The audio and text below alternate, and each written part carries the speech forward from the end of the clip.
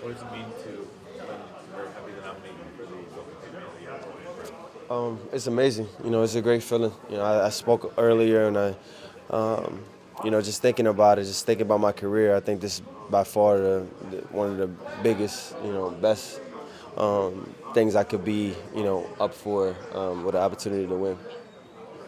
What does your passion come from to be so active in the community? Honestly, it just came from just this platform. The platform that I have, the things that I'm very passionate about. Um, um, and growing up, I never really had somebody that was, around or in my neighborhood, or that really came back and I could say helped me, helped, my neighborhood or my community. And I think that that's what I've been trying to do in every place that I've been, from being in Baton Rouge in college to going to Miami and now to being here in Cleveland. Hey Jarvis, in a football standpoint, you're 5 yards from 1,000. Haven't done that in a couple of years. Was that a goal this year? Is that something that means a lot to you as well? No, it's whatever. I think for me, honestly, just 1,000 yards is something that I plan on touching every year, and even in the past 2 years that I could have easily had. But the wins come. That's all I care about. You guys have won 4 or 5. Do you feel like you're playing, even though the results have been there, but do you feel like you guys are playing the way you want to play right now? We win in games. I think that there's things that we can do better, things that we can eliminate. Obviously, turnovers came back into the picture a couple of these games, and we found a way to play through them and still make plays. But there's obviously things that we can get better at. Yeah, you're matching up again, not you personally, but you guys go to Arizona and face Larry Fitzgerald. Just how well do you know him, and kind of can you speak to his place in the history of the game? He's in the top in all those big time categories. Yeah, Larry's a guy that I've studied and probably I've been a big fan of since I was in college, since he was in college. Just things that he's done, the way that he tracks the football. He's a guy that I'm looking forward to. Obviously we've met before, we've talked, we've texted. Looking forward to seeing for sure. Jarvis, would you be having the year you're having without Odell here? And do we maybe underestimate what he means just being on the field with his presence? Obviously having him here is definitely something that, is special for all of us. We just, again, find ways to, play to our potential. And I know I said that a lot, but, I think that that's something that, we haven't always done at times, and, we've been able to win games, but hopefully, we can figure it out. Can you just talk about the importance of that? When you bring onto a football team, he needs to be able to be the superstar that he is, I would think. Mm-hmm. Do you still feel like he 100% is committed to being here, wants to be here in the future? And what would have to happen to make him want that? I don't really know. I think he makes plays when he's given the opportunities, and that's just it. I find ways to get him opportunities.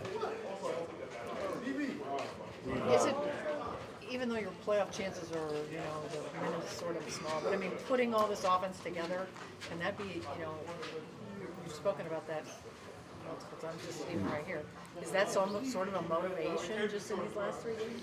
Yeah, it is. It is to try to find a way to be able to play the offense that we know we can be, to know that we're capable of, and not just winning the game. Obviously, that's the point of the whole thing. But being able to do what you want, and I think that we have the talent, we have the group of guys to be able to do what you want, and we just got to find ways to do it. It seems to me that Odell really was speaking from the heart when he came here and sat next to you and just talking about how excited he was to be here and to take us to the playoffs and the Super Bowl and the goals and dreams that you guys had. Do those goals and dreams really still live? And do you in some ways feel bad that things haven't gone the way you hoped they would this season? Right. Well, this is the team game. This is the team sport, and it's not about one person.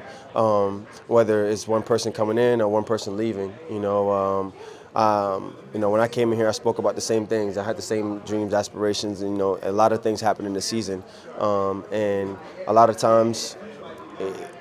When you turn the ball over, don't have penalties, it is not usually a successful season. So for us, we made our bed to this point, and we know we have to win out. We know the situation, and it's going to take all of us, regardless of what anybody has done to this point.